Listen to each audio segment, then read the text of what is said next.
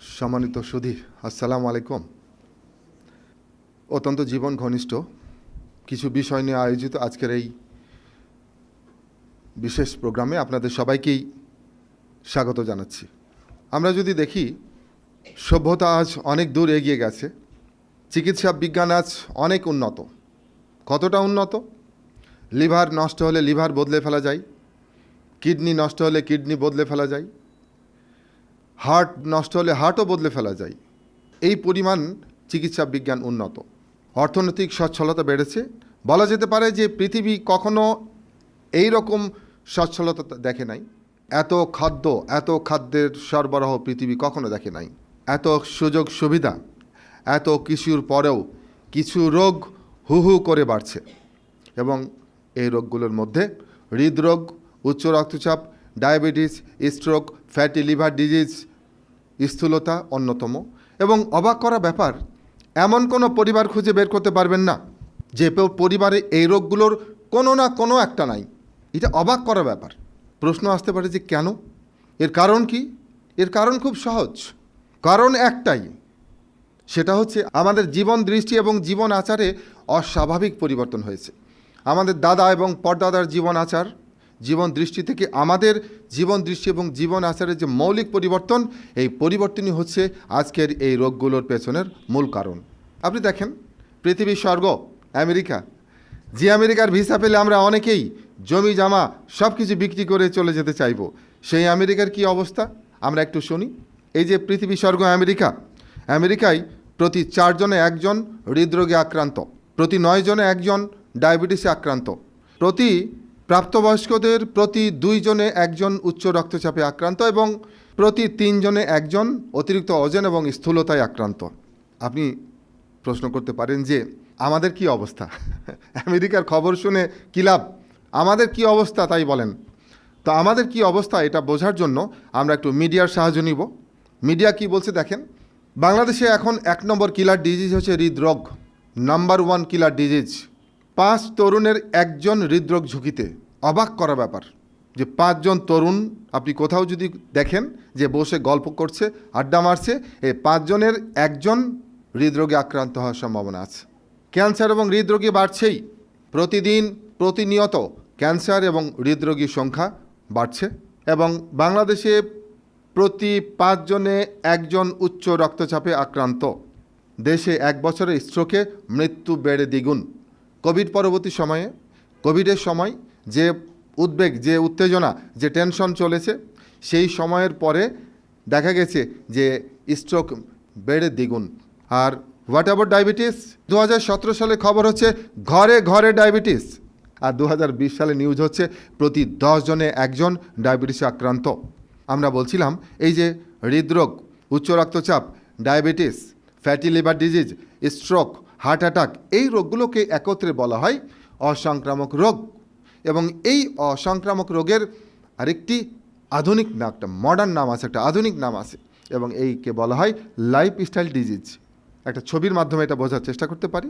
Obesity বা স্থূলতা, high cholesterol মানে রক্তের উচ্চ কোলেস্টেরল, উচ্চ রক্তচাপ বা হাইপার টেনশন, হার্ট ডিজিজ বা হৃদরোগ, ডায়াবেটিস এবং ক্যান্সার, এই রোগগুলোকে বলা হয় লাইফস্টাইল ডিজিজ। কারণ এই রোগগুলোর পেছনের মূল কারণ হচ্ছে লাইফস্টাইলের ভুল লাইফস্টাইল। আপনি দেখেন, ভুল জীবনধারার কারণে, অবৈজ্ঞানিক খাদ্যাভ্যাস এবং পরিশ্রমহীন অলস জীবনযাপনের মধ্য দিয়ে একদিকে আমরা দেহের প্রতি অবিচার করছি। আমরা মনে করছি আরামই আছে। এই আরাম আপনার শরীরকে ব্যারামের দিকে নিয়ে যাচ্ছে। এবং একটা কথা আমরা বলি, যত আরাম তত ব্যারাম। যত আপনি শরীরকে আরাম দিবেন, তত আপনি আপনার শরীরকে ব্যারামের দিকে নিয়ে যাবেন। আবার অন্যদিকে উদ্বেগ, উৎকণ্ঠা, একে অন্যকে অতিক্রম করার যে ক্রমাগত প্রচেষ্টা, কাজের বাড়তি চাপের সব কিছু প্রভাব পড়ছে আপনার মনে, মন থেকে দেহে, ফলাফল এই রোগগুলো। আমরা যদি চিন্তা করি যে এত উন্নত চিকিৎসা, সিঙ্গাপুর, আমেরিকা, লন্ডন, এত উন্নত চিকিৎসার পরেও এই রোগগুলো কেন তারা নিরাময় করতে পারছে না, বা কেন এই রোগগুলো প্রতিরোধ করা যাচ্ছে না? কারণ এই রোগগুলোকে চিকিৎসা দেওয়া হচ্ছে শুধুমাত্র ওষুধ দিয়ে। এই রোগগুলোর পেছনের কারণ হচ্ছে ভুল জীবনাচার, ভুল লাইফস্টাইল, ভুল দৃষ্টিভঙ্গি। চিকিৎসা দেওয়া হচ্ছে ওষুধ, ভালো হবে? হবে না, এবং হচ্ছেও না। আপনি ওষুধ দিয়ে না এই রোগগুলোকে প্রতিরোধ করতে পারবেন, না একে নিরাময় করতে পারবেন, এবং কখনো কখনো নিয়ন্ত্রণও করতে পারবেন। আমরা অনেকে দেখেছি যে ডায়াবেটিস কিছুতেই নিয়ন্ত্রণ হয় না। কেন? কারণ শুধু ওষুধ দিয়ে ডায়াবেটিস নিয়ন্ত্রণ করা সম্ভব নয়, বিকজ এই ডায়াবেটিস মানে টাইপ 2 ডায়াবেটিস, এটা একটা লাইফস্টাইল ডিজিজ। লাইফস্টাইলে সংশোধন করেই এই রোগকে আপনার প্রতিরোধ বা নিরাময় করতে হবে বা নিয়ন্ত্রণ করতে হবে। অর্থাৎ প্রয়োজন লাইফস্টাইল পরিবর্তন। এতগুলো রোগ তো আমরা আজকে আলোচনা করতে পারবো না, করা সম্ভব নয়। তবে আমরা দেখি একটা বা দুটো রোগের একটু ভিতরে ঢোকার চেষ্টা করি, যতটুকু সম্ভব আমরা এর গভীরে ঢোকার চেষ্টা করব। আমরা শুরুতেই করোনারি হৃদরোগ নিয়ে একটু আলোচনা করি। কেন করোনারি হৃদরোগ বেছে নিলাম? কারণ এই সময়ের একটা মহামারী হচ্ছে করোনার হৃদরোগ। বাংলাদেশে 36% মৃত্যুর কারণ হচ্ছে করোনার হৃদরোগ। তো চলুন আমরা এর ভেতরে ঢোকার চেষ্টা করি।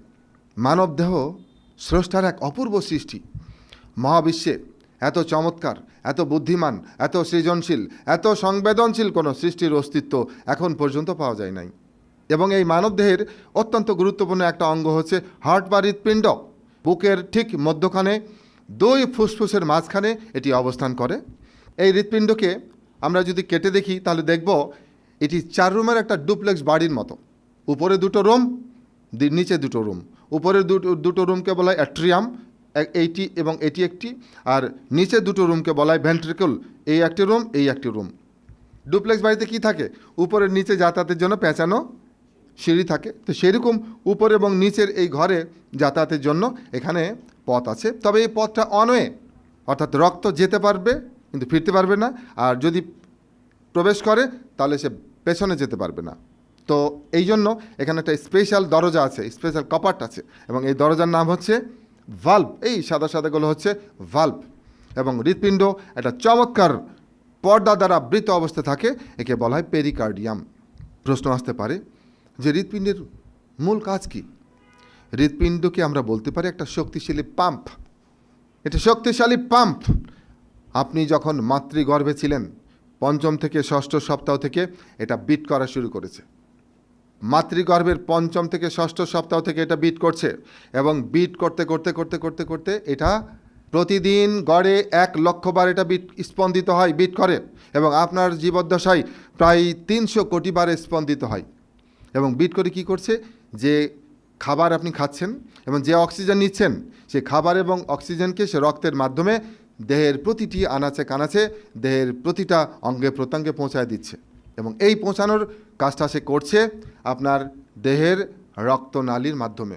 আমাদের দেহে জালিকার মতো রক্তনালী রয়েছে, এবং এই রক্তনালীকে যদি আপনি জোড়া দেন, কোনো কোনো রক্তনালী এত চিকন যে খালি চোখে দেখা যায় না, আর কোনো কোনো রক্তনালী প্রায় আঙ্গুলের মতো মোটা। এই সমস্ত রক্তনালীগুলো যদি আপনি জোড়া দেন তাহলে এটা দৈর্ঘ্য হবে 60,000 মাইল। এই রক্তনালীগুলোকে যদি আপনি একটার সাথে আরেকটা জোড়া দেন তাহলে এর দৈর্ঘ্য হবে 60,000 মাইল, 60,000 মাইল, যা দিয়ে পৃথিবীকে আপনি 2 বার প্যাঁচ দিতে পারবেন, তারপরেও 10,000 মাইল অতিরিক্ত থেকে যাবে।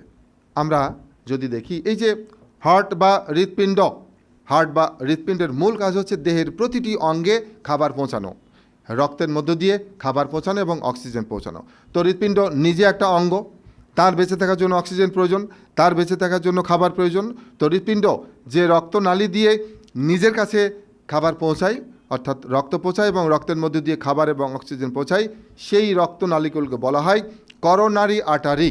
আমাদের প্রত্যেকের 2টো প্রধান করোনারি ধমনী আছে। একটি হচ্ছে রাইট করোনারি আর্টারি বা ডান করোনারি ধমনী, আরেকটা হচ্ছে লেফট করোনারি আর্টারি বা বাম করোনারি ধমনী। এটি হচ্ছে বাম করোনারি ধমনী, এবং বাম আবার 2টো শাখায় ভাগ হয়েছে, একটিকে বলে এলএডি, আরেকটা বলে এলসিএক্স। এবং ডান করোনারি ধমনীরও আবার অনেক শাখা প্রশাখা রয়েছে, এবং এই সমস্ত শাখা প্রশাখা এবং প্রধান ধমনী মিলে এই পুরো হৃৎপিণ্ডে রক্ত সরবরাহ হয়। হৃৎপিণ্ড নিজে রক্ত পায়, হৃৎপিণ্ড নিজে কাজ করতে পারে। এই যে হার্ট বা হৃৎপিণ্ড, এর অনেক রকম রোগ হয়ে থাকে। ভালভের রোগ হতে পারে, 2 চেম্বারের মধ্যে 2 ঘরের মাঝখানে যে দেয়াল আছে সে দেয়ালে ফুটো থাকতে পারে, এরকম নানান রকম রোগ হতে পারে। আজকে আমরা যে রোগটা নিয়ে আলোচনা করছি সেটি হচ্ছে কোনো কারণে যদি এই করোনারি ধমনীর ভিতর, এটা প্রধান করোনারি ধমনী হোক অথবা শাখা করোনারি ধমনী হোক, যদি এই করোনারি ধমনীর ভেতরে হলুদ চর্বি জমে রক্ত চলাচল ব্যাহত হয়, তখন রোগী বুকে ব্যথা অনুভব করেন। এবং এই ব্যথার আকারে হতে পারে, জেনুইন যেটা ব্যথা আমরা উপলব্ধি করি যে ব্যথা, সেই ব্যথার আকারে হতে পারে। এটা চাপ আকারে হতে পারে, মনে হবে যে কে যেন বুককে চেপে ধরেছে, আপনি নিঃশ্বাস নিয়েও আরাম পাচ্ছেন না, ছেড়েও আরাম পাচ্ছেন না। এটা জলা আকারে হতে পারে, বুকের মধ্যে মনে হচ্ছে গ্যাস্ট্রিকের মতো জলে। আবার কখনো এটা হতে পারে পিন ফোটানো মতো, আবার কখনো এটা ডিসকমফোর্ট বা অস্বস্তি আকারে হতে পারে। এবং সাধারণত এই যে ব্যথা রোগী কখন অনুভব করেন, যখন তিনি ইউজুয়ালি পরিশ্রমের কাজ করেন।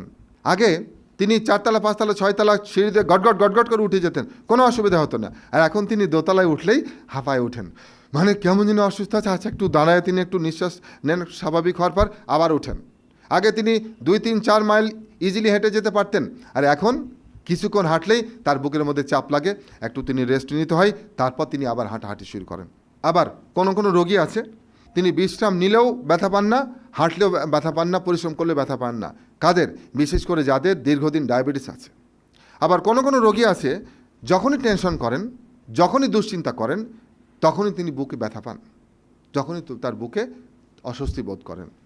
তো এই যে ব্যথা ইউজুয়ালি রোগী কোথায় অনুভব করেন?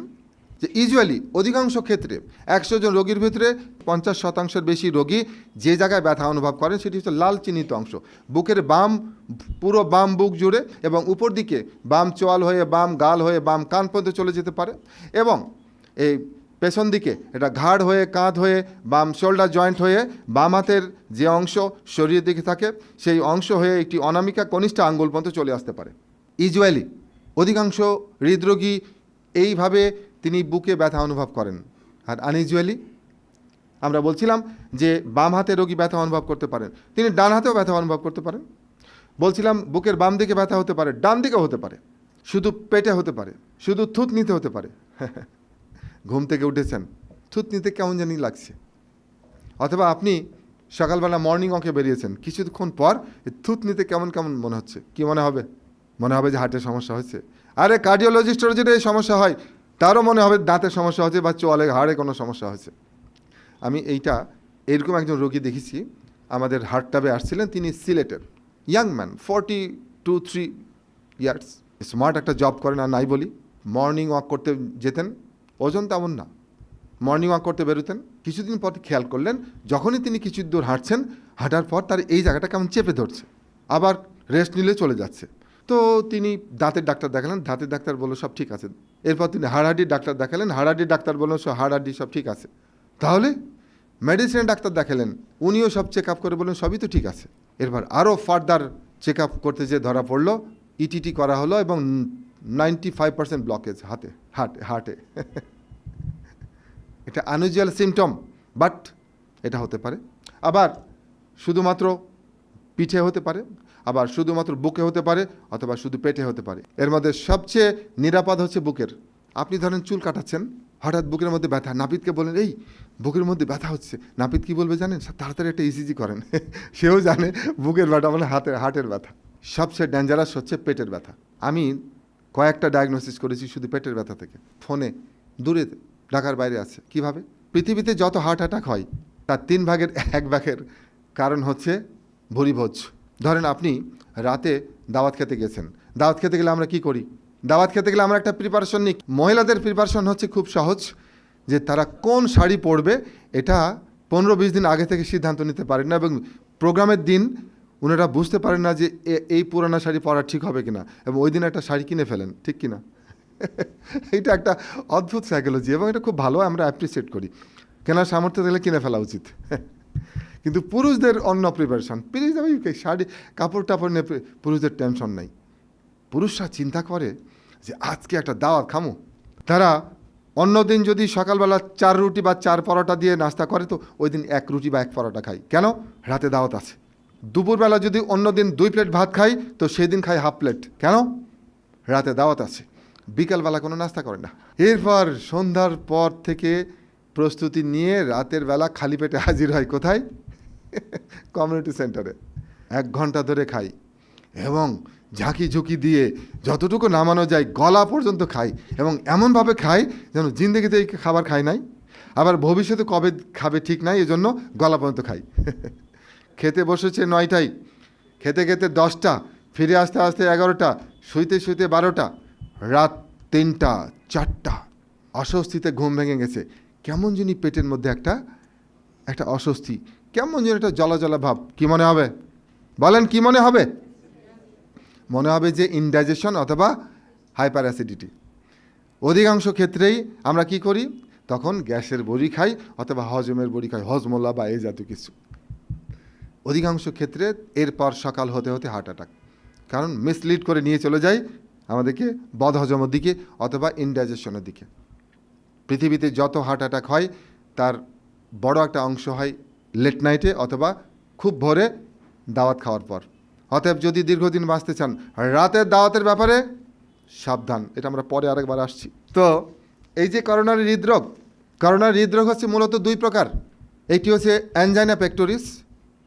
কোনো কারণে আমরা বলছিলাম, কোনো কারণে যদি করোনারি ধমনির ভিতরে হলুদ চর্বি জমতে শুরু করে, তখন একটা পর্যায়ে রক্ত চলাচল ব্যাহত হয়, এবং রক্ত চলাচল ব্যাহত হলে রোগী তখন বুকে ব্যথা অনুভব করেন অথবা জ্বলা জ্বলা অনুভব করেন। তার মানে বুকের মধ্যে আগুন জ্বলে।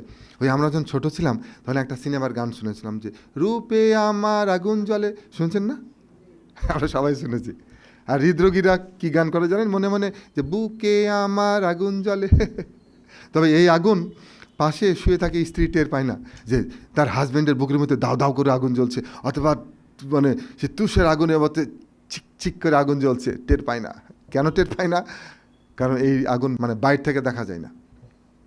এই যে ব্লকেজ একদিনে হয় না। হৃদরোগ বিশেষজ্ঞরা বলছেন যে ভুল জীবনধারার কারণে এবং ভ্রান্ত জীবন দৃষ্টির কারণে আমাদের এই ধমনির ভিতরে চর্বি জমতে শুরু করে। আমাদের প্রত্যেকের ধমনি কিন্তু একদম ক্লিয়ার ছিল, একদম ক্লিয়ার এভরিবডি। আজকে যার বাইপাস করা হয়েছে বা যার 4টা 5টা রিং লাগানো হয়েছে, তারও একদিন এইরকম ক্লিন করোনারি ধমনী ছিল। এরপর ভ্রান্ত জীবন দৃষ্টি এবং ভুল জীবনাচার, ভুলে ভরা জীবনের কারণে কি হলো, একটু একটু করে চর্বি জমতে শুরু করলো। একটু চর্বি জমেছে, আরেকটু এইভাবে 80%, 85%, 90%, 95%, 50%-এর নিচেই এটা আসলে ব্লকেজই ধরা উচিত না, ধরা হয় না। 50 থেকে শুরু করে ধরেন 95, 97, 98, কিছু হলেও রক্ত একটু একটু চুঁয়ে চুঁয়ে চলাচল করছে, তখন এটাকে বলা হয় অ্যানজাইনা পেক্টোরিস। আর কোনো কারণে যদি হঠাৎ করে এই রক্ত চলাচল শতভাগ বন্ধ হয়ে যায়, তখন ঘটে বিপত্তি, তখন এটাকে বলা হয় হার্ট অ্যাটাক নর্মাল টার্মে, আর মেডিকেল টার্মে বলা হয় মায়োকার্ডিয়াল ইনফার্কশন বা এমআই। হঠাৎ করে যদি রক্ত সরবরাহ বন্ধ হয়ে যায়, কিভাবে হয় চলুন আমরা একটা অ্যানিমেশন দেখি। বহু মানুষের কিন্তু 60-70% ব্লকেজ আছে, পিরিত দিব্যি চালায় যেতে পারেন এবং চালায় যাচ্ছেনও। কিন্তু কোনো কারণে যদি এই 60-70-80% ব্লকেজটা হঠাৎ যদি বাস্ট আউট হয়ে যায়, তাহলে কি হবে?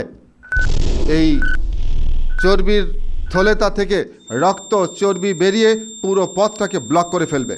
ফলাফল হঠাৎ করে পুরো পথটা ব্লক হয়ে গেল, ফলাফল হার্ট অ্যাটাক।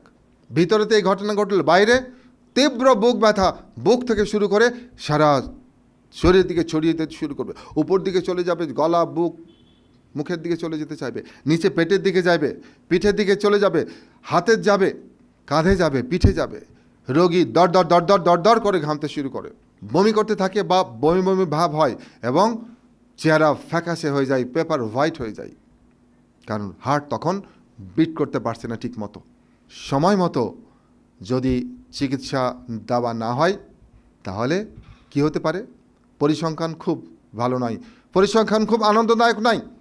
আমাদের দেশে কতজন হার্ট অ্যাটাক হওয়ার পর বাঁচে আর কতজন মারা যায়, এই কোনো পরিসংখ্যান নাই সঠিক।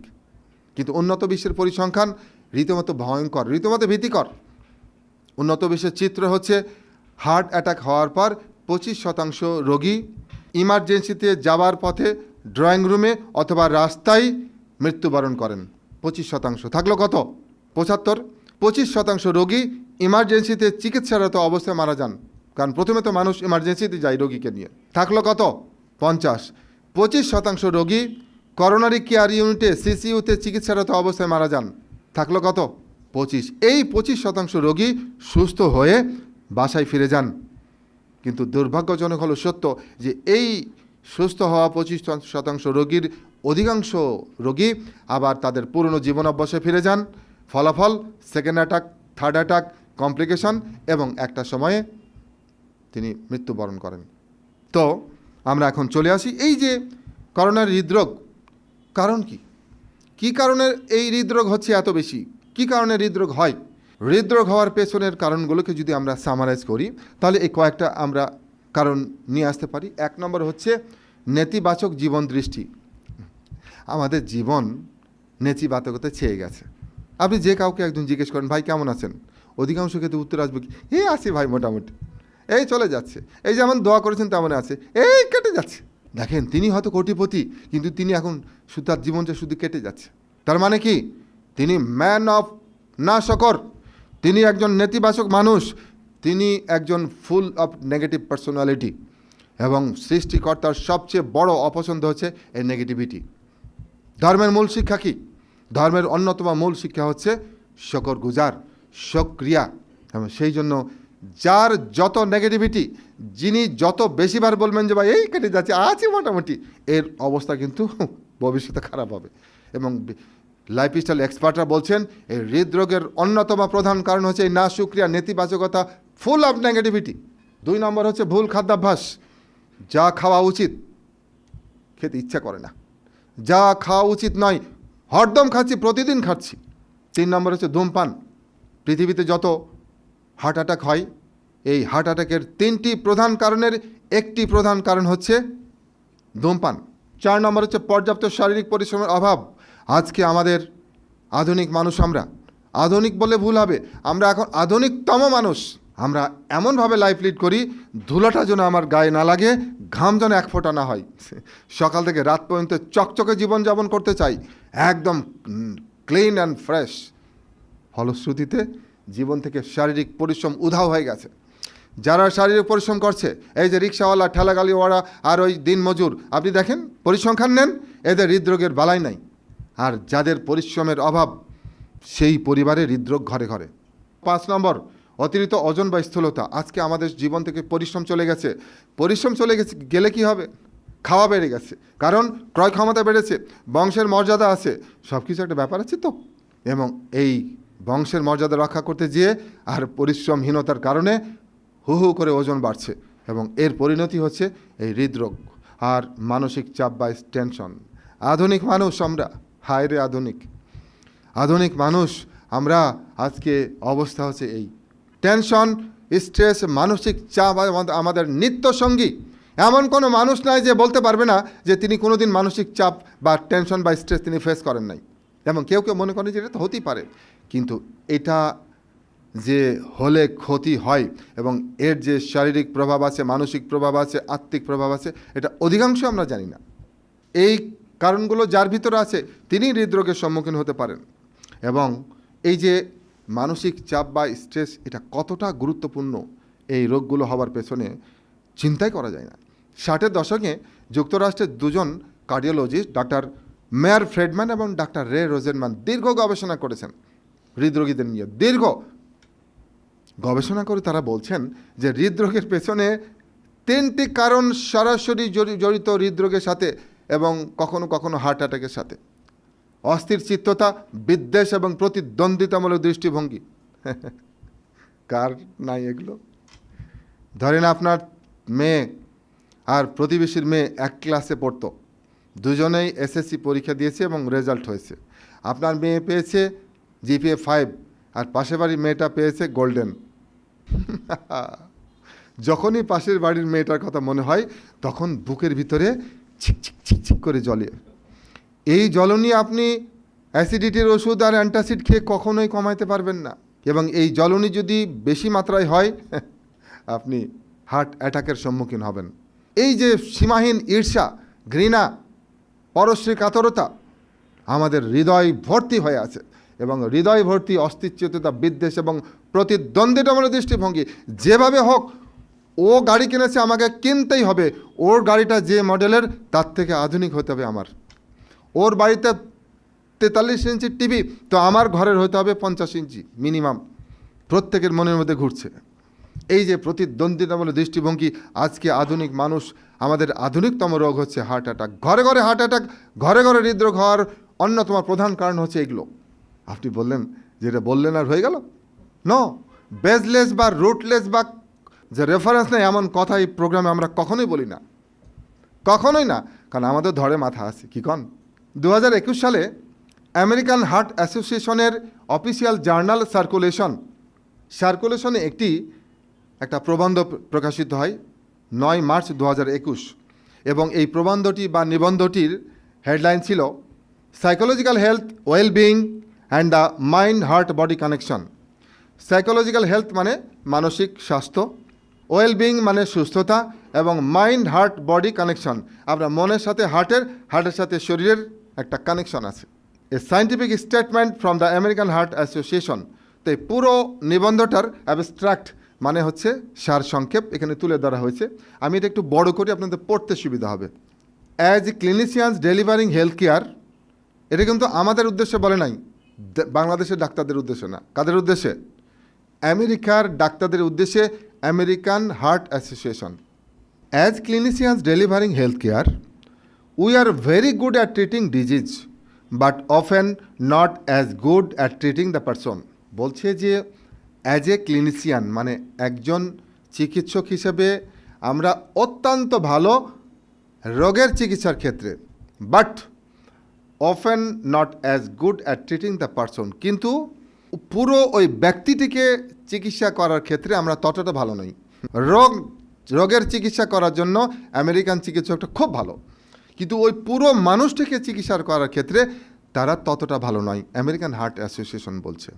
তারপর কি বলছে দেখেন, the focus of our attention has been on the specific physical condition rather than the patient as a whole. বলা হচ্ছে যে একজন আমেরিকান চিকিৎসকের পুরো মনোযোগ হচ্ছে কোথায়? ওই রোগটা চিকিৎসার ক্ষেত্রে বা রোগের সিমটমগুলোকে স্টাডি করে একটা রোগের চিকিৎসার ক্ষেত্রে, rather than the patient as a whole, পুরো মানুষটিকে চিকিৎসা করার ক্ষেত্রে ছাড়া ওই পুরো মানুষটিকে আমরা চিন্তা করি না, শুধু রোগের চিন্তা করি। তারপর কি বলছে দেখেন, less attention has been given to psychological health, যে খুব কম মনোযোগ দেওয়া হয় তার মানসিক অবস্থার দিকে, তার মানসিক স্বাস্থ্যের দিকে, and how that can contribute to physical health and disease, এবং এই মানসিক অস্বস্তি, মানসিক অশান্তি, মানসিক অসুস্থতা কি করে তার শারীরিক সমস্যা এবং রোগ তৈরি করতে পারে, এটার প্রতি আমরা মনোযোগই দিই না, মানে আমেরিকান চিকিৎসকরা। এবং ওই জার্নালে তারা কতগুলো নেগেটিভ সাইকোলজিক্যাল ফ্যাক্টর, নেতিবাচক আবেগ শনাক্ত করেছেন, যেগুলো যদি কারোর মধ্যে থাকে তার যে কোনো সময় হৃদরোগ হতে পারে, এমনকি হার্ট অ্যাটাক হতে পারে। কি কি? অ্যাংজাইটি, উদ্বেগ, ডিপ্রেশন, বিষণ্ণতা, ক্রনিক স্ট্রেস, ক্রমাগত দুশ্চিন্তা, হস্টিলিটি মানে অর্থাৎ সারাক্ষণ বিরক্ত, চরম বিরক্ত, অ্যাঙ্গার, রাগী ব্যক্তি তিনি, ক্রোধে পরিপূর্ণ, সারাক্ষণ রেগে থাকে, পেসিমিজম, হতাশা, তিনি মনে করেন তাকে দিয়ে কিচ্ছু হবে না, এই দেশের কিচ্ছু হবে না, এই জাতির কিচ্ছু হবে না, পুরো দেশটাই জাহান্নামে গেছে, গোল্লাই গেছে, মানে হতাশায় আক্রান্ত তিনি। এবং ডিসস্যাটিসফ্যাকশন, তৃপ্তি নাই। ঢাকা শহরে 3টা ফ্ল্যাট, তিনি মনে করছেন এই ফ্ল্যাটগুলো পচা ফ্ল্যাট। ব্যাংকে টাকা আছে কয়েক কোটি, উনি চিন্তা করছেন কয়েকশো কোটি টাকা উচিত ছিল, কেন যে আল্লাহ তারে দিল না, ভগবান দিল না, ঈশ্বর দিল না, তার মধ্যে ডিসস্যাটিসফ্যাকশন কাজ, অতৃপ্তি কাজ করছে। আমেরিকান মেডিকেল অ্যাসোসিয়েশন বলছে এগুলো যদি কারোর মধ্যে থাকে তাহলে তিনি যে কোনো সময় হৃদরোগের সম্মুখীন হবেন। এখন বলেন তো কার এগুলো কার নাই? কে বুকে হাত দিয়ে বলতে পারবে যে এগুলো নাই আমার? আমি অন্তত বলতে পারবো না, অত সহজ নয়। হ্যাঁ, পৃথিবীতে অবশ্যই কিছু মানুষ আছে, তার সংখ্যা হাতে গোনা, যারা বলতে পারবে ইয়েস আমার কোনোটাই এর মধ্যে নাই, বরং আমরা সাধারণ মানুষ এগুলোতে পরিপূর্ণ। কিন্তু মজার ব্যাপার হচ্ছে এগুলো দূর করার কোনো টেকনিক আমরা জানি না। অথচ দেখেন সেই আমেরিকান হার্ট অ্যাসোসিয়েশন বলছে যে এগুলোকে দূর করতে হবে। দূর করে কি অর্জন করতে হবে? উল্টা জিনিস অর্জন করতে হবে, মানে যেটা ভালো। কীরকম? গ্র্যাটিটিউড, মানে শুকরিয়া অর্জন করতে হবে।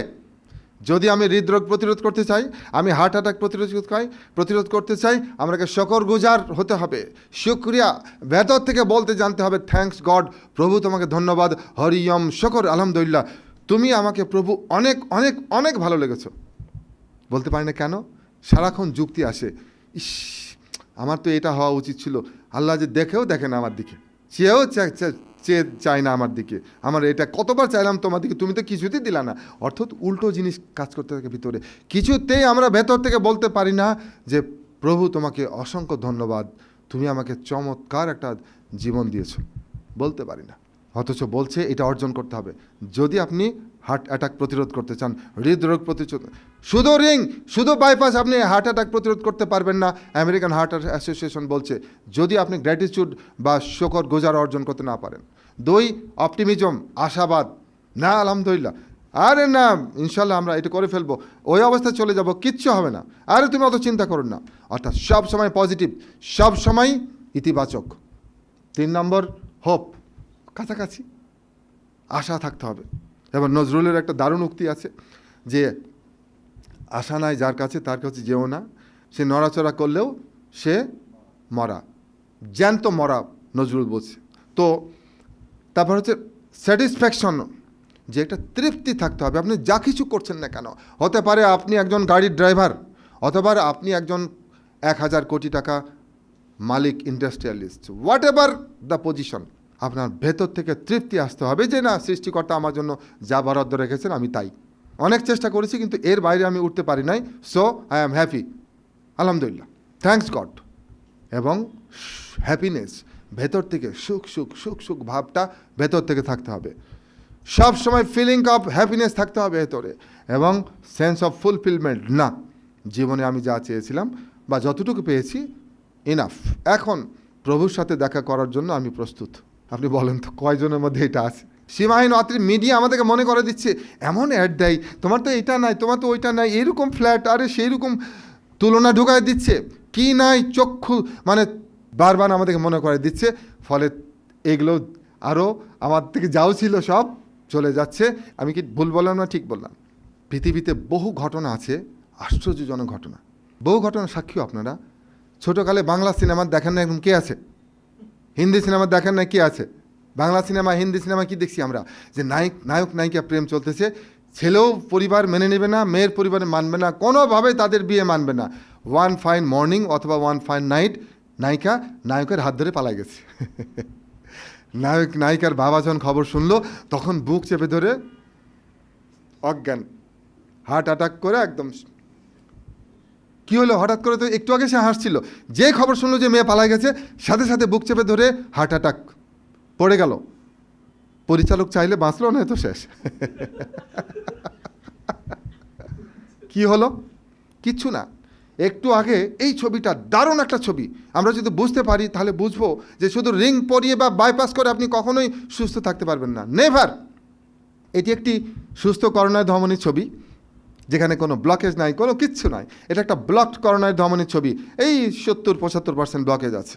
এটি একটি হার্ট অ্যাটাক হওয়ার পর করোনায় ধমনীর ছবি, রক্ত চর্বি মিলিয়ে পুরো পথটা ব্লক করে গেছিলো, বিধায় হার্ট অ্যাটাক হয়েছে। আর এই ছবিটা ভেরি ইন্টারেস্টিং, এই ছবিটার সাথে এই ছবির মিল আছে। এখানে দেখেন, এটাকে যদি আমরা 85% ব্লকেজ বলি, তাহলে এটাও দেখেন 85/80% ব্লকেজ, কিন্তু এটা চর্বি দিয়ে, আর এটা কি দিয়ে? এটাকে বলা হয় সংকোচন, এটাকে বলা হয় সংকোচন বা স্পাজম। এই সংকোচন বা স্পাজম হতে পারে 3টি কারণে। এই সংকোচন বা স্পাজম হতে পারে 3টি কারণে। 1, প্রচণ্ড মানসিক আঘাত, আপনি প্রস্তুত ছিলেন না, আপনি কোলে পিঠে করে যে মেয়েকে মানুষ করলেন, সেই মেয়ে মাস্তানের হাত ধরে পালায় যাবে, এটা কখনো ভাবেন নাই। অ্যাজ এ বাবা বা অ্যাজ এ মা, আপনি এত আঘাত পেলেন যে আপনার মন কিছুতে মানে নাই, দেহ মনের মধ্যে এমন গুরুতর পরিবর্তন আসবে, হার্ট অ্যাটাক করে আপনাকে বিছানায় ফেলে দিবে, প্রচণ্ড মানসিক আঘাত। অথবা আপনি শেয়ারের ব্যবসা করেন, শেয়ার তো ব্যবসা না, শেয়ার হতে জুয়া খেলা। আপনি গতকালকে ছিলেন 40 কোটি টাকার মালিক, এবং আপনি খালি ভাবছিলেন যে এই এই আজকেই বিক্রি করব, এই কালকে বিক্রি করব, আর একটু হলে বিক্রি করব। হঠাৎ পালা ঘুম থেকে উঠে দেখলেন 40 কোটি টাকা, 40 লাখ টাকা হয়ে গেছে। কেন? শেয়ার বাজারে কারসাজি হয়ে ঘটনা ঘটে গেছে। যে আদানির কী অবস্থা দেখেন না, কী হলো? আপনার তো মাথা খারাপ। ওই 40 কোটির মধ্যে অন্তত 5 কোটি টাকা হতে ব্যাংক লোন আছে, এখন আপনার মাথা খারাপ। এই 40 কোটি টাকা তো হাওয়া হয়ে গেছে, এখন ব্যাংক লোন কীভাবে শোধ করবেন? দুশ্চিন্তা, ভয়ানক দুশ্চিন্তা। এরপর কেস হবে, পুলিশ আসবে, ধরে নিয়ে যাবে, জেলে ঢুকতে হবে, ভয়ানক মানসিক আঘাত, হার্ট অ্যাটাক। 2 নম্বর, ধূমপান।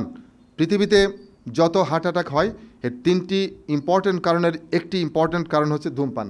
ধূমপানে যে এই যে যখন কেউ ধূমপান করছে, প্রায় 7,000 কেমিক্যাল তার রক্তে প্রবেশ করছে, 7,000 কেমিক্যালস। এর ভিতরে নিকোটিন অন অফ দ্য খতরনাক কেমিক্যাল, যা আপনার স্পাজম বা সংকোচন করে হার্ট অ্যাটাক ঘটায় দিতে পারে। এবং 3 নম্বর, রাতের ভুরিভোজ। কেন? যখন কোনো খাবারে প্রচুর আমিষ থাকবে এবং প্রচুর তেল থাকবে, ঘি থাকবে, মাখন থাকবে, ডালডা থাকবে। বিয়েবাড়ির খাবার টেস্টি কেন? বিয়েবাড়ির পোলাও টেস্টি কেন? আমি একবার একটা ভালো বাবুর্চিকে ডেকে নিয়ে আসলাম আমাদের একটা প্রোগ্রামে, দিয়ে বললাম কী কী লাগবে। তো ওদের আবার প্রিন্টেড তালিকা থাকে। সে বলছে আমি টিক চিহ্ন দিচ্ছি। সে বলে কি পোলাওর জন্য কী কী লাগবে? বলছে এতটা ঘি নেন, এতটা ডালডা নেন, এতটা তেল নেন, এবং চিন্তা করেন, এবং তারপর টেস্টিং সল্টের কথা বলে। তাহলে সে পোলাও কী দিচ্ছে? ঘি দিচ্ছে, ডালডা দিচ্ছে, তেল দিচ্ছে, টেস্টিং সল্ট দিচ্ছে। তো ওই পোলাওতে এমনি এমনি খাওয়া যাবে, এবং ওই পোলাও এমনি এমনি খেতে খেতে এমনি এমনি হার্ট অ্যাটাক হয়ে যাবে। এই জন্য যখন আপনি প্রচুর পোলাও খাবেন এবং সাথে যখন গরু, খাসি অথবা চর্বিদার খাবার, আপনার শরীর এটা হজম করতে পারবে না। হজম করতে পারবে মানে সহ্য করতে পারবে না। হজম হওয়ার পর সমস্ত জিনিস রক্তে চলে যাবে, এবং আপনার রক্তের ভিতরে 2টো কেমিক্যালের প্রভাব বেড়ে যাবে, থ্রম্বক্সিন এবং ফ্যাক্টর 7, থ্রম্বক্সিন A2 এবং ফ্যাক্টর 7, যা এই সংকোচন করে হার্ট অ্যাটাক ঘটিয়ে ফেলবে। এই 3টি কারণে হার্ট অ্যাটাক। এবং অতএব আমরা যারা হার্ট অ্যাটাক প্রতিরোধ করতে চাই, এই রকম সংকোচন প্রতিরোধ করতে চাই, কি করব? ধূমপান আজকে থেকে বন্ধ। রাতের দাওয়াত দিলে বলবেন যে আমি রাতের দাওয়াত দিই না, রাতের দাওয়াত নিই না। এখন ধরেন এমন একটা দাওয়াত আপনাকে যেতেই হবে, ক্যান্সেল করা যায় না, কি করবেন? বাড়ি থেকে খেয়ে যাবেন, বাসা থেকে খেয়ে যাবেন, ওখানে যেয়ে খাওয়ার অভিনয় করবেন, অথবা এমন একটু খাবেন যেটা আপনার শরীরে প্রভাব পড়বে না। এমনভাবে যাবেন না, ওই যে উল্টা করবেন না।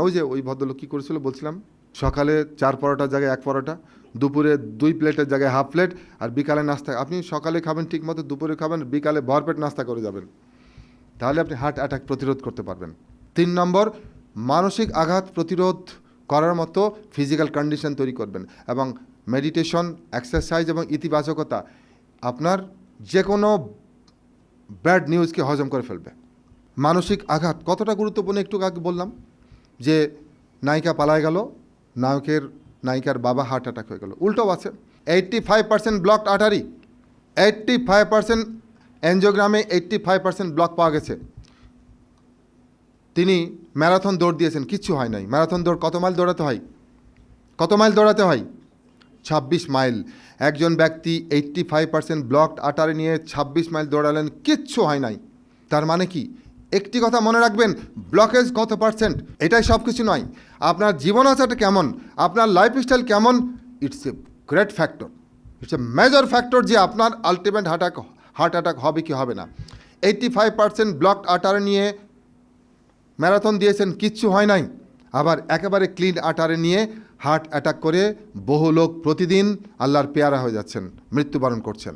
এবং এটা নিয়ে প্রচুর গবেষণা আছে যে স্ট্রেস, টেনশন এবং খাবার কি করে মানে হৃদরোগের কারণ হতে পারে। আমেরিকা এক অদ্ভুত দেশ, যেখানে সব কিছু নিয়ে গবেষণা হয়। তো গবেষকরা বানরের উপর গবেষণা করলেন, 30টি বানরের উপর 2 বছর ধরে। 30টি বানরকে র্যান্ডমলি 2টো গ্রুপে ভাগ করা হলো। 15টি করে 2 গ্রুপে ভাগ করার পর প্রত্যেক গ্রুপের বানরকে একই খাবার দিলেন, আমেরিকানরা যে খাবার খায় প্রতিনিয়ত। এরপর 15টি বানরকে তারা স্ট্রেসফুল এবং সোশ্যালি আনস্টেবল কন্ডিশনে রাখলেন, অর্থাৎ খাবার দিলেন কিন্তু মানসিক চাপের উপর রাখলেন। এই বেটা দেবো, ফুটা করে দেবো তোর, তার কান কাটিয়ে নেবো, আঙুল কাটিয়ে নেবো, অর্থাৎ চাপের মধ্যে রাখা। খাবার কিন্তু পুরা মাত্রা দেওয়া হলো, কিন্তু মানসিক চাপের উপর ওই সারাক্ষণ জড়সড় থেকে ভয় থাকে যে কখন না জানি আঙুল কাটে নাই, কান কাটে নাই।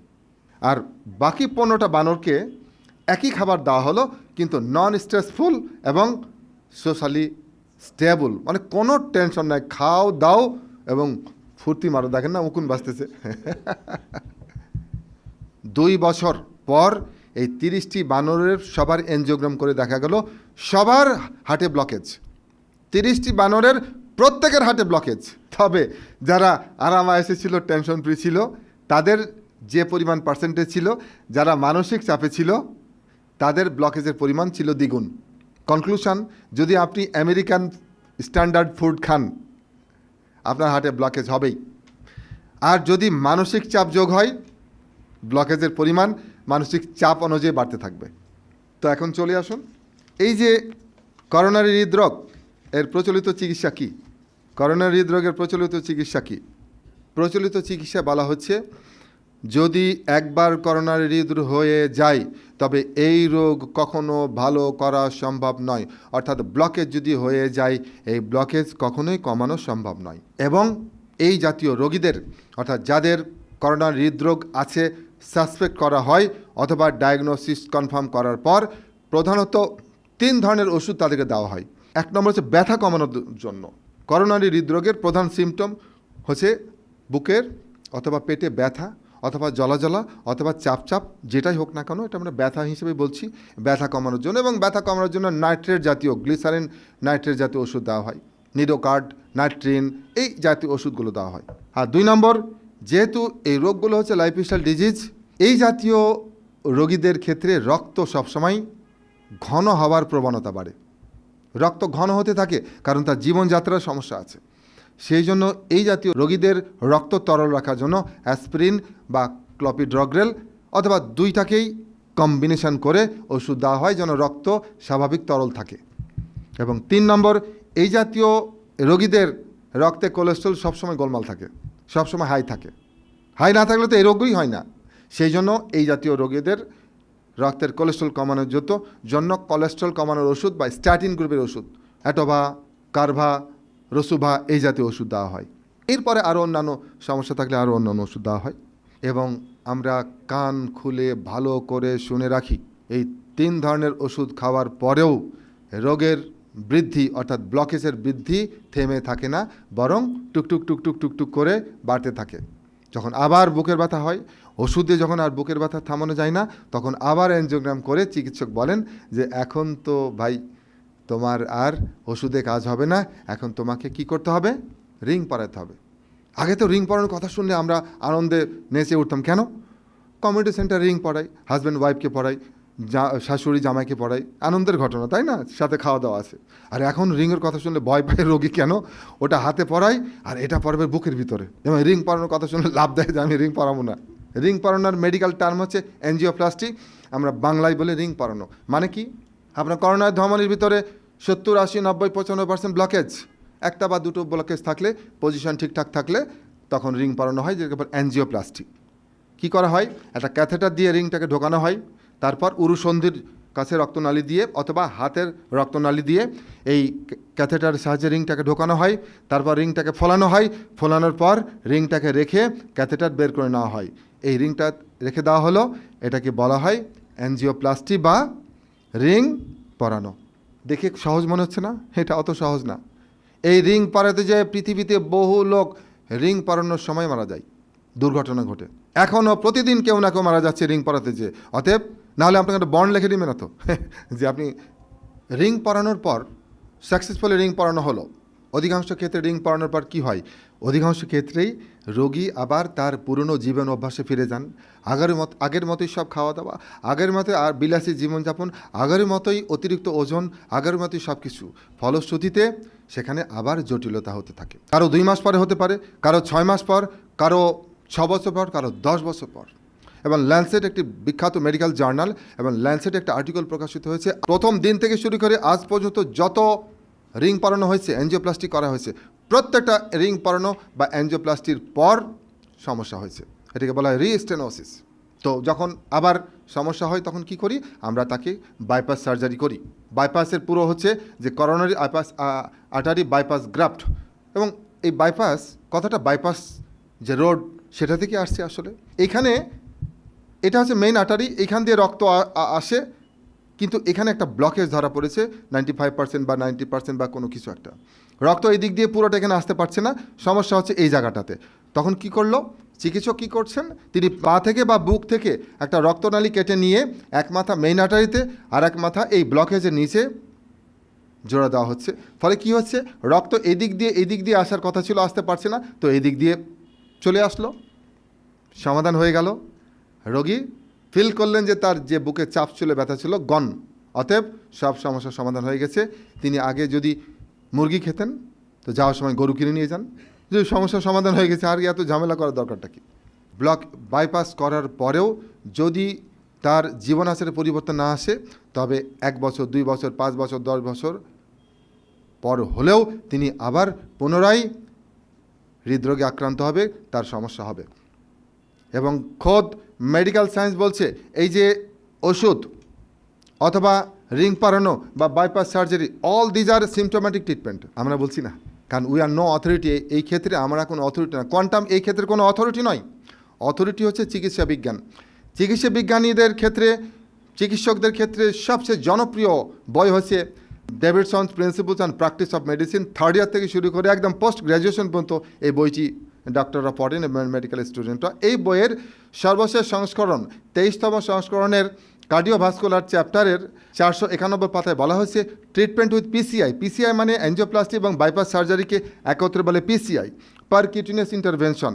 Treatment with PCI often provides excellent symptom control, but it does not improve survival in patients with chronic stable angina. মানে যে আপনি যখন রিং পরাবেন বা বাইপাস সার্জারি করবেন, ডেফিনেটলি আপনার সিমটম কন্ট্রোল হবে, সিমটম চলে যাবে। সিমটম কী ছিল? বুকে চাপ, বুকে ব্যথা, জ্বলা জ্বলা চলে যাবে। But it does not improve survival, কিন্তু মৃত্যুর হার বাড়াবে না, আপনাকে দীর্ঘজীবী করবে না, আপনাকে অনন্ত সুখের দিকে নিয়ে যেতে পারবে না। এটা হচ্ছে মেডিকেল সায়েন্সের খোদ অত্যন্ত জনপ্রিয় বইয়ের কথা। তাহলে উপায় নাই? উপায় আছে বলে তো আজকে আমাদের এই আয়োজন। এতক্ষণ যা বললাম এর তো জাস্ট ইতিহাস বলে গেলাম। এখন তাহলে কি করণীয় আছে? এর কি বিকল্প কোনো কিছু নাই? বিকল্প আছে, এবং বিকল্পটা এখন আমরা আলোচনা করব। হৃদরোগ সবসময় ছিল, অন্তত গত শতাব্দীর শুরু থেকেই হৃদরোগের প্রকোপ একটু একটু করে বাড়তে থাকে। চিকিৎসা যতদিন গেছে তত উন্নত হয়েছে, কিন্তু একটা পর্যায়ে চিকিৎসা অত উন্নত ছিল না, টেকনোলজি অত উন্নত ছিল না। সেই সময় প্রথম হৃদরোগ নিয়ে গবেষণা করেন 40-এর দশকে আমেরিকার একজন বিখ্যাত cardiology doctor Leicester Morrison heart attack হয়ে গেছে এরকম কিছু হৃদরোগী নিয়ে গবেষণা করলেন এবং তাদের খাদ্যাভ্যাসে আমূল পরিবর্তন করলেন। আমূল পরিবর্তন কি? তাদেরকে নিরামিষ খাবার দিলেন এবং এক্সারসাইজ করতে বললেন, ওজন কমাতে বললেন। অবাক করা ব্যাপার, পরবর্তীতে তাদের জীবনে আর কোনো সমস্যা হয় নাই। তাদের বাকি জীবনে আর কোনো সমস্যা হয় নাই, নির্ভার এবং সুন্দর জীবনযাপন করে গেছেন। এরপরে 60-এর দশকে আরেকজন ভদ্রলোক, তিনি হচ্ছেন মিস্টার প্রিটিকিন। তিনি এই হৃদরোগ নিয়ে কাজ করেন, এবং শুধু হৃদরোগ নয়, তিনি হৃদরোগ, উচ্চ রক্তচাপ এবং ডায়াবেটিস নিয়ে কাজ করেন। এবং তিনি তার পেশেন্টদের কী করতেন? একদম তেল ছাড়া খাবার এবং কিছুদিনের জন্য অ্যানিম্যাল প্রোটিন বন্ধ, নিরামিষ খাবার, সাথে এক্সারসাইজ এবং ওজন কমানোর ব্যবস্থা। এবং তার রোগীরা প্রত্যেকেই উচ্চ রক্তচাপ, হৃদরোগ এবং ডায়াবেটিস নিরাময় করতে সক্ষম হন। কিন্তু তিনি চিকিৎসক ছিলেন না বিধায় তার এই প্রোগ্রাম বেশি দূর এগোতে পারে নাই। এরপরে 80-র দশকে 2 জন চিকিৎসক আট-ঘাট বেঁধে গবেষণায় নামেন, যারা রীতিমতো চিকিৎসক এবং আধুনিক চিকিৎসক। তার মধ্যে একজন হচ্ছেন ক্যালিফোর্নিয়া বিশ্ববিদ্যালয়ের মেডিসিনের প্রফেসর ডক্টর ডিন অর্নিশ, এবং আরেকজন হচ্ছেন আমেরিকার ওহাইও অঙ্গরাজ্যের ক্লিভল্যান্ড ক্লিনিকের surgeon doctor Caldwell B Esselstyn. তারা দুজনেই কিন্তু একই সময়ে গবেষণা করেন আলাদা আলাদাভাবে, এবং দুজনেই দারুণ ফলাফল পান, এবং তাদের যে স্টাডিগুলো বিভিন্ন আন্তর্জাতিক জার্নালে প্রকাশিত হয় এবং এটা স্বীকৃতি পায় তাদের গবেষণাগুলো। আর আরেকজন ভদ্রলোক, তিনি হচ্ছেন আমেরিকার কর্নেল বিশ্ববিদ্যালয়ের গবেষক, যিনি মানুষের খাদ্যাভ্যাস, ফুড হ্যাবিট নিয়ে 30 দশক গবেষণা করেছেন। তবে তিনি একা ছিলেন না, তার সঙ্গে ছিল অক্সফোর্ড ইউনিভার্সিটি গবেষক দল এবং চাইনিজ একাডেমি অফ প্রিভেন্টিভ মেডিসিনের গবেষক দল, ওইদিকে কর্নেল ইউনিভার্সিটি গবেষক দল। 3 দল গবেষক মিলে চীন এবং আমেরিকায় গবেষণা করেন। গবেষণার বিষয়বস্তু হচ্ছে চীনের কিছু এলাকা যেখানে মানুষ প্রায় 100 বছর বাঁচে, অথচ তাদের হৃদরোগ, উচ্চ রক্তচাপ, ডায়াবেটিস নাই, স্থূলতা নাই। আবার আমেরিকার কিছু এলাকা যেখানে ঘরে ঘরে উচ্চ রক্তচাপ, হৃদরোগ, ডায়াবেটিস এবং স্থূলতা। প্রায় 3 দশক গবেষণা করার পর তিনি বইটি লিখেন। বইটির নাম হচ্ছে দ্য চায়না স্টাডি, এবং এই বইটির মূল উপজীব্য বিষয় হচ্ছে যে বিশ্বজুড়ে এত হৃদরোগ, উচ্চ রক্তচাপ, ডায়াবেটিস, স্থূলতার প্রধান কারণ হচ্ছে too much intake of animal protein. মানুষ হিসাবে আমরা যতটুকু অ্যানিম্যাল প্রোটিন খেতে পাবো তার থেকে বেশি খাচ্ছি, কারণ দাঁত ইন্ডিকেট করে যে আমরা মূলত তৃণভোজী প্রাণী, কিছুটা মাংসাশী, এবং পরিপাকতন্ত্র ইন্ডিকেট করে যে আমরা মূলত নিরামিষভোজী প্রাণী। দাঁত এবং পরিপাকতন্ত্র বলছে আমরা নিরামিষভোজী, আর আমাদের খাদ্যাভ্যাস হয়ে গেছে মূলত মাংসাশী। এখনকার ছেলেমেয়েরা তো চিকেন ছাড়া ভাতই খেতে চায় না, সবজি টাচ করতে চায় না। আর তারা বলছেন যে আজকে এই রোগগুলোর পেছনের অন্যতম প্রধান কারণ হচ্ছে রিফাইন্ড ফুড, চিনি, তেল এবং অন্যান্য রিফাইন্ড ফুড, সাদা চাল, সাদা ময়দা এবং প্যাকেট এবং প্রক্রিয়াজাত খাবার। এই যে ফাস্ট ফুড এবং প্যাকেট এবং প্রক্রিয়াজাত খাবার, বোতলজাত খাবার, these are not foods, these are garbage, these are toxic element, যা প্রতিনিয়ত খাচ্ছি অ্যাজ এ ফুড, এবং ধীরে ধীরে অসুস্থতার দিকে এগিয়ে যাচ্ছি। তবে যে ভদ্রলোক একজন মানুষকে মানুষ হিসেবে চিন্তা করে, মানুষকে মানুষের মর্যাদা দিয়ে গবেষণা করেছেন, তিনি হচ্ছেন ডক্টর ডিন অর্নিশ। তিনি গবেষণা করেছেন মানুষকে কেমিক্যাল কম্পাউন্ড হিসেবে নয়। তিনি গবেষণা করেছেন ইয়েস, মানুষ, তার দেহ আছে, তার মন আছে, তার আত্মা আছে, এবং তার টোটাল গবেষণার বিষয়বস্তু সেইভাবে তিনি সাজিয়েছেন। এবং 48 জন হৃদরোগী খুঁজে বের করলেন যারা কোনোভাবেই এনজিওপ্লাস্টি বা বাইপাস করতে রাজি নন। এই 48 জনকেও তিনি তার প্রথম গবেষণায় নিয়ে আসলেন এবং র্যান্ডমলি তাদেরকে 2 ভাগে ভাগ করলেন। এক গ্রুপে 28 জন, যে 28 জনকে তিনি তার মতো করে 6টি অনুষঙ্গ অনুসরণ করার জন্য উদ্বুদ্ধ করলেন, এবং বাকি 20 জনকে তিনি প্রচলিত চিকিৎসা দিলেন। তো এই যে 28 জনকে তিনি 6টি অনুষঙ্গ অনুসরণ করার জন্য উদ্বুদ্ধ করলেন। 6টি অনুষঙ্গ কি কি?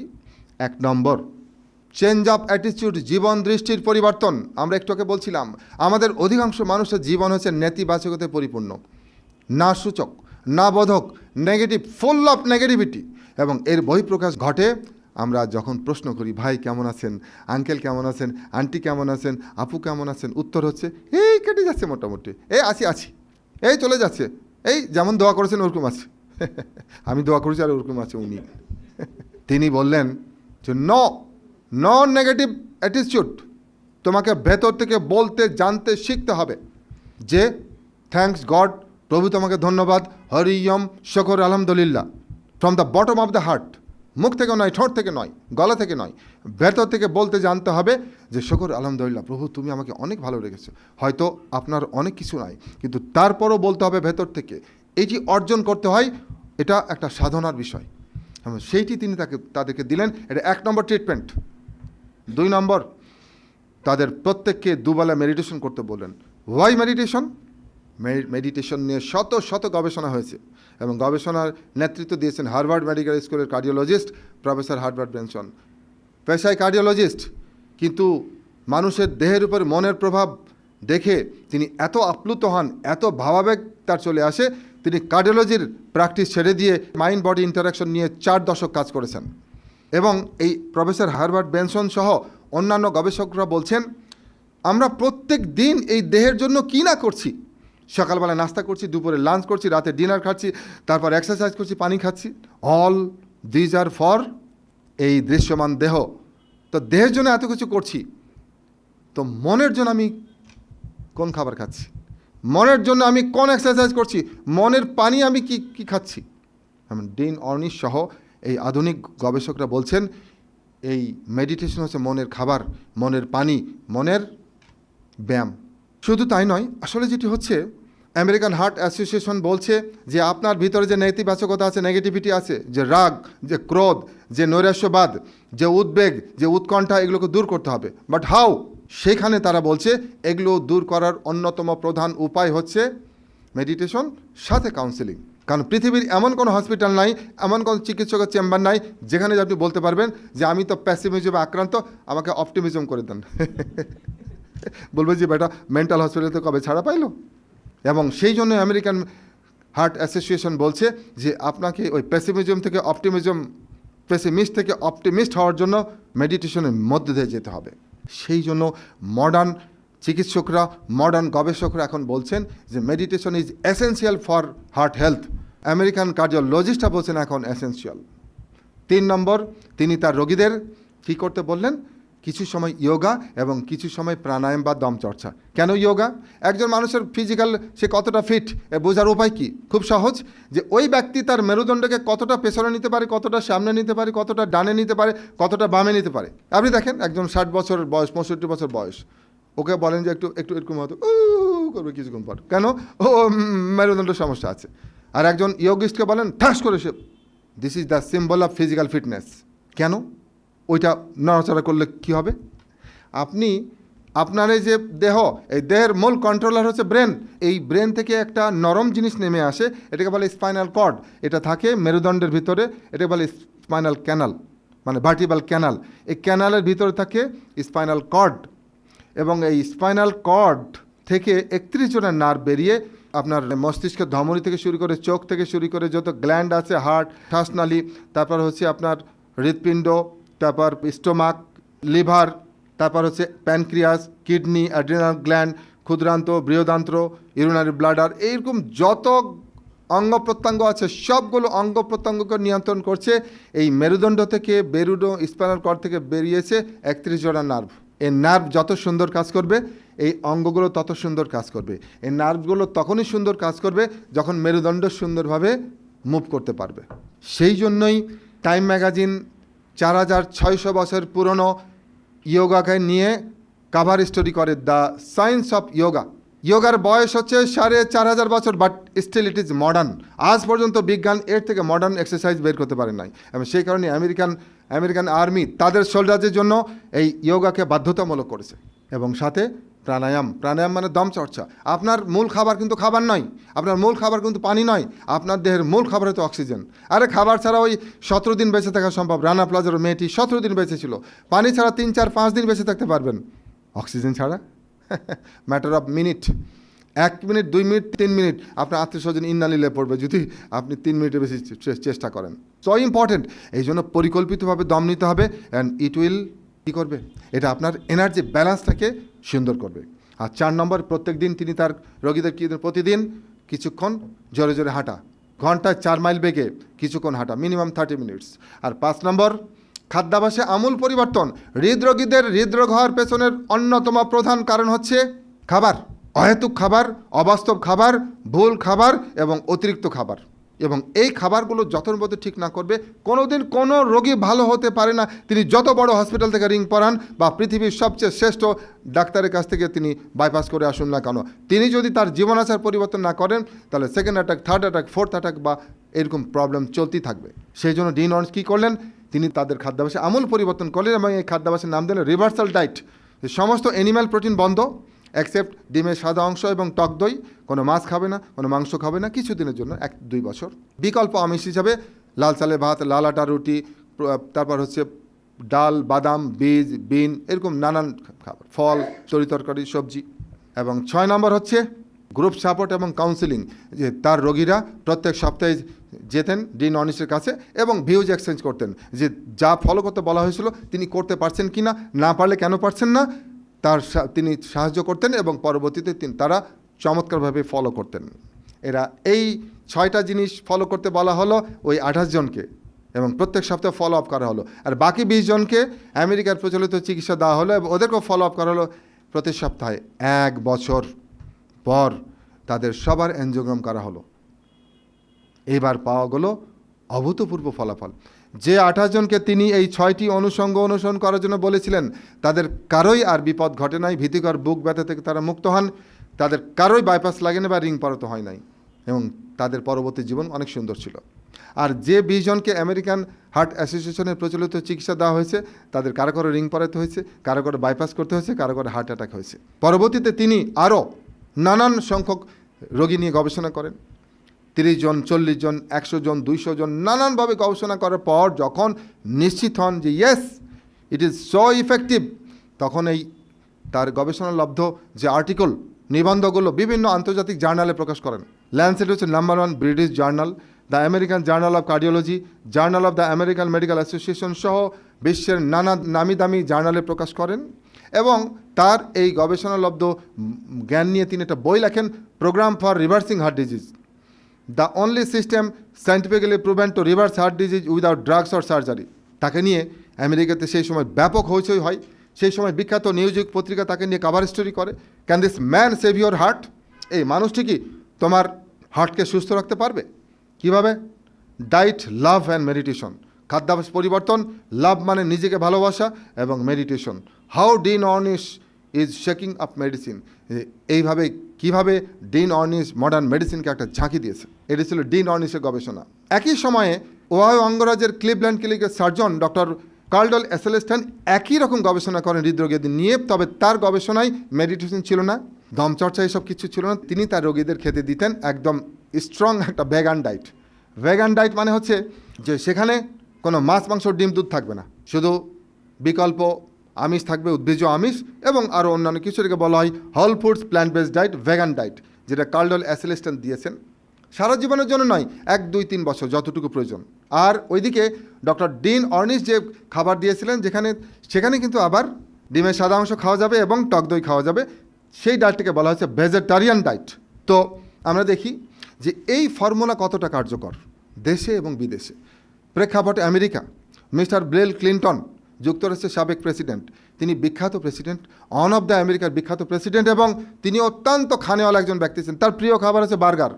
বার্গার মানে বুঝতে পারছেন রিফাইন্ড ফুড এবং প্রচুর মাংস এবং প্রচুর এই টার্কি, মুরগি, এগুলো হচ্ছে তার প্রিয় খাবার। গরু। ফলাফল 2004 সালে তার এনজিওগ্রামে ধরা পড়ল ব্লকেজ। চিকিৎসকের পরামর্শ দিলেন রিং টিং পরিয়ে কাজ হবে না, বাইপাস করে ফেললেন বাইপাস 2004 সালে। 2010 সালে আবার সমস্যা হলো, তখন আবার চিকিৎসকদের পরামর্শে 2টো রিং পরানো হলো। এর 1 বছর পর আবার সমস্যা হলো। এবার হোয়াট নেক্সট? একবার রিং পরানো হয়েছে, একবার বাইপাস করা হয়েছে, চিকিৎসকদের কাছে মেজর কোনো অপশন থাকলো না। এরপর তার শুভানুধ্যায়ীদের পরামর্শে, তার চিকিৎসকদের পরামর্শে ডক্টর ডিন অর্নিশ এবং ডক্টর কার্ল এসেলেস্টাইন দুজনে মিলে তাকে তার জীবনাচার পরিবর্তনের পরামর্শ দিলেন, এবং দুজনে মিলে তাকে যে খাবার দিলেন vegan diet, whole foods plant based diet, মাছ, মাংস, ডিম, দুধ বন্ধ, তেল ছাড়া খাবার এবং বিকল্প আমিষ এবং অন্যান্য শাক, সবজি, তরিতরকারি, ফল, সালাদ, বীজ, বিন, অন্যটা। এটার একটা গ্রামার আছে। যে লোকটি মৃত্যু সজ্জায় পড়ে গিয়েছিল, সেই লোকটি 6 মাস পর একদম তরতাজা হয়ে উঠে দাঁড়ায়। এবং এটা আগে সে পোজ দিয়েছিল মুরগি নিয়ে, বার্গার নিয়ে, আর এখন পোজ দিয়েছে দেখেন সব শাক, সবজি, তরিতরকারি নিয়ে। এবং তিনি কি বলছেন দেখেন, বিল ক্লিন্টন বলেন তিনি এখন পুরোপুরি ভেগান। অর্থাৎ ভেগান ডায়েট খেয়ে তার এই, যেখানে বাইপাস কিছু করতে পারে নাই, যেখানে রিং কিছু করতে পারে নাই, তিনি শুধুমাত্র খাবার পরিবর্তন করে যখন এই পরিবর্তন হলো, তিনি বিস্মিত হলেন। তার বিশ্বাসে একটা অন্য ধরনের ব্যাপক পরিবর্তন আসে, এবং তিনি এটা নিয়ে মোটিভেশনে নামেন। তিনি নানান জায়গায় স্পিচ দিতে শুরু করলেন যে প্ল্যান্ট পাওয়ার সঙ্গে যে উদ্ভিদের যে শক্তি, উদ্ভিদজাত খাবারের যে শক্তি, এটা নিয়ে তিনি ব্যাপক অভিযানে নামেন। এবং টিভিতে তিনি সাক্ষাৎকার দেন, তার 2 চিকিৎসক এবং তিনি সহ অনলাইনে তারা মানে টিভিতে প্রোগ্রাম করেন, এবং তাকে নিয়ে এবিসি টেলিভিশন একটি ডকুমেন্টারি করে। চলুন দেখি আমরা ডকুমেন্টারি দেখি। Someone we all know whose turbocharged appetite for fast food was matched only by his turbocharged personality, President Bill Clinton. He has made a big change in his diet. He is a vegan, raising the question if the first boomer president can press the restart button at the age of 65. What about the rest of the boomers? Here's ABC's Ryan Claiborne. There was a time when Bill Clinton never met a Big Mac he didn't like. I'm eating an apple fritter right now. Hillary Clinton persuaded White House chefs to cook healthier meals, which kind of worked. But it wasn't until 2004, when he had triple bypass heart surgery, that Bill Clinton truly got serious about changing his eating habits. Then last year, with the goal of shedding 20 pounds for daughter Chelsea's wedding, he cut out all meat, as he explained to Barbara Walters. For several months, I just essentially quit eating animal products, including dairy. So it's mostly what, grains and... I mostly eat vegetables, fruits, and whole grain bread, and I just feel better doing it. For more than a year now, Clinton has been adhering very closely to what's known as a vegan diet. Like a vegetarian diet, the vegan diet excludes beef, chicken, and pork. But the vegan diet goes even farther, cutting out fish and all animal byproducts, including cheese, milk, and eggs. What does it leave? Mainly fruits, vegetables, nuts, and grains. He says that he's doing really well. Cardiologist Dean Ornish helped teach President Clinton how to eat more healthfully. Moderate changes weren't enough to help him reverse or prevent heart disease. So he began following more of a plant-based diet. In our studies, we showed that it could actually reverse the progression of heart disease. Within a month, we found that the blood flow to your heart can improve. And yet, despite all evidence of its benefits, a lot of people still shun healthier food because it doesn't sound very tasty. What would you say to people who think that vegan food is bland or tasteless? They probably haven't tried it. It's good? It's excellent. And not just tasty, but they say it also makes them feel better. And Bill Clinton agrees as he celebrates this milestone birthday today. The formerly corpulent former president says he's slimmer, fitter, and feeling more energetic, Diane, than he has in years. He says. Are you intrigued? I tried a vegan lunch, and it tasted great. So one lunch at a time. That's a start. For Ron That's Claiborne. just a start. Okay, thank you. চিন্তা করেন যে আমেরিকার মতো দেশ চিকিৎসা বিজ্ঞানে 1 নম্বর, president বলে কথা, তার জন্য সর্বোচ্চ মানের চিকিৎসক দিয়ে অপারেশন করা হয়েছে, রিং পরানো হয়েছে। তারপরেও যখন তিনি আরও অসুস্থ হলেন, তখন শুধুমাত্র লাইফস্টাইল চেঞ্জ করে খাদ্যাভ্যাস পরিবর্তন করে তিনি সুস্থ হয়ে উঠলেন। সেই জন্যই এবিসি টেলিভিশন তাকে নিয়ে ছোট্ট নিউজ করতে বাধ্য হয়। তো আপনি বলতে পারেন বাংলাদেশ, আসলে ফর্মুলা যেখানে আপনি প্রয়োগ করবেন, সে আমেরিকা হোক আর বাংলাদেশ হোক, ফর্মুলা যদি ঠিক থাকে এখানে রোগী ভালো হবে। ওই ফর্মুলা আমরা প্রয়োগ করেছি, রোগী ভালো হয়েছে। এই যে দেখেন মিস্টার শফিউল্লাহ সরকারি চাকরি করতেন, 2007 সালে তার বুকে ব্যথা হয়। পরবর্তীতে তিনি আমাদের প্রোগ্রামে অ্যাটেন্ড করেন এবং তিনি আমাদের প্রোগ্রাম ঠিকঠাক মতো ফলো করেন। 2015-তে 3 বছর তখন তার ফলো করা হয়েছে। তার কী অবস্থা বোঝার জন্য তার এনজিওগ্রাম করা হলো। আগে এই ভদ্রলোকের এলসিএক্সে 99% ব্লকেজ ছিল যখন তিনি আমাদের প্রোগ্রামে এসেছিলেন। 3 বছর পর আবার আমরা চেক এনজিওগ্রাম করে দেখলাম তার এই 99% ব্লকেজটা কমে হয়ে গেছে 30%, 30% নেমে আসছে 99 থেকে। অর্থাৎ ব্লকেজ যে কারো কমতে পারে যদি তিনি যথাযথভাবে ফর্মুলা প্রয়োগ করেন। শুধু বিল ক্লিন্টন নয়, বিল শফিউল্লাহরও ব্লকেজ কমে গেছে, কারণ ফর্মুলা 1। আবার যে মিস্টার মফিজুর রহমান ইঞ্জিনিয়ার, চট্টগ্রামে তিনি তখন তার পোস্টিং, একদিন তার হার্ট অ্যাটাক হলো। হার্ট অ্যাটাক হওয়ার পর চট্টগ্রাম মেডিকেল কলেজ, সেখানে এমার্জেন্সি একটা ব্লকেজে 75% ব্লকেজ ছিল, রিং পরানো হয়। এরপর রিং পরানো হলে কী হবে, তিনি কিন্তু স্বস্তি বোধ করছিলেন না, কিছুতেই না। রিং পরানো হয়েছে, বাকির 2টো আর্টারিতে ছোটো ছোটো ব্লকেজ ছিল, তিনি তার কিছুতেই বুকের সে কষ্ট যায় না, নিঃশ্বাস নিতে অসুবিধা। একজন চিকিৎসক এক মতামত দেন। একটা পর্যায়ে তিনি আমাদের প্রোগ্রামে আসেন, তার চেক এনজিওগ্রাম করা হলো একটা পর্যায়ে 3 বছর পর। পূর্বের এনজিওগ্রামে মোহাম্মদ মফিজুর রহমানের এলএডি ধমনীতে উল্লেখযোগ্য পরিমাণ ব্লকেজ ছিল। উল্লেখযোগ্য মানে মোর দ্যান 40% বা 50% না হলে উল্লেখযোগ্য বলা হয় না। তো মোর দ্যান 40 বা 50% ব্লকেজ ছিল। 3 বছর পর সেখানে আর কোনো ব্লকেজ নেই। 3 বছর আগের এনজিওগ্রাম, 3 বছর পরের এনজিওগ্রাম, অর্থাৎ 3 বছর ফলো করার পর তার ব্লকেজ একেবারেই ক্লিয়ার হয়ে গেছে। শুধু তাই নয়, তার যে ধমনীতে 75% ব্লকেজ ছিল, যেখানে স্টেন্ট বা রিং লাগানো হয়েছিল, সেখানে আর কোনো ঝামেলা হয় নাই এবং সেটা একেবারে ফ্রি অফ ডিজিজ। এটা ন্যাশনাল হার্ট ফাউন্ডেশনের লাস্ট যেটি করা হয়েছিল, ন্যাশনাল হার্ট ফাউন্ডেশন। তো আমরা আজকের এই প্ল্যাটফর্ম থেকে বলতে চাই যে আসলে করোনারি হৃদরোগ এটা একটা লাইফস্টাইল ডিজিজ। লাইফস্টাইল ডিজিজ যদি আপনি প্রতিরোধ করতে চান, লাইফস্টাইলে কোনো ভুল আছে কিনা তা শনাক্ত করতে হবে, তা দূর করতে হবে। লাইফস্টাইল ডিজিজ যদি থাকে, তাকে যদি আপনি নিরাময় করতে চান, তাহলে আরও ইন্টেন্সিভলি সেই সমস্যাগুলোকে শনাক্ত করে দূর করতে হবে। Very simple. এবং এই উপমহাদেশের বিখ্যাত হার্ট সার্জন ডক্টর দেবী শেঠি, তার ইন্টারনেটে ছোট্ট একটা ইন্টারভিউ দেখিয়ে আজকে আমরা আমাদের প্রোগ্রাম শেষ করব। চলুন দেখি তিনি কি বলে এই ব্যাপারে। Welcome to MDill. I am Lakshmi Rebecca. Now we all know that as Indians we're fairly prone to heart diseases. Why? And how do we lower our chances? Let's find out with Dr. Devi Shetty, cardiac surgeon and founder of Narayana Hridayalaya. Doctor, how common are heart problems in India? Globally, the incidence of heart disease is rising, and in India it is in the epidemic form. Indians are genetically 3 times more vulnerable for heart attack. The average age of my patients in England was 65. In India it is 45. It is not the young son bringing his old father for a heart operation. In my practice, it is the old father bringing his young son for a heart operation. What can one do starting today to help improve the health of their heart? First, they need to monitor what food they eat, reduce oil content in the diet, go for mainly vegetables and fruits. Fat has to be less, no red meat, no smoking. Alcohol, if it has to be taken, it has to be taken in moderation. Red wine is supposed to be good, but I don't know how. Exercise, especially Indians need to exercise at least for half an hour to 1 hour every day. If you are stressed, you can go for yoga and meditation, which will definitely help. Definitely তিনি একজন বরেণ্য cardiac surgeon এবং তিনি তার অভিজ্ঞতা থেকে বলছেন যেহেতু এটি একটি লাইফস্টাইল ডিজিজ, এই রোগটিকে প্রতিরোধ করার জন্য আমাদের লাইফস্টাইল দিকে মনোযোগ দিতে হবে এবং আমরা সবাই জানি যে always prevention is better than treatment.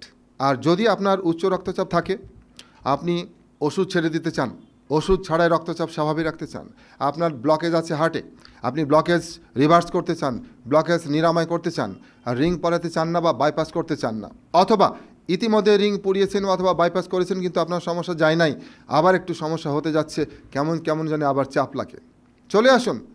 আপনার চমৎকার আপনি এই বিল ক্লিনটনের মতো আপনি পথ খুঁজে পাবেন এবং বাকি জীবনটা আপনি এনজয় করবেন, একদম পেইন ফ্রি, টাইটনেস ফ্রি একটা জীবন আপনি উপভোগ করবেন। তো এই ছিল আজকের আয়োজন। সবাই ভালো থাকুন, খোদা হাফেজ, আসসালামু আলাইকুম।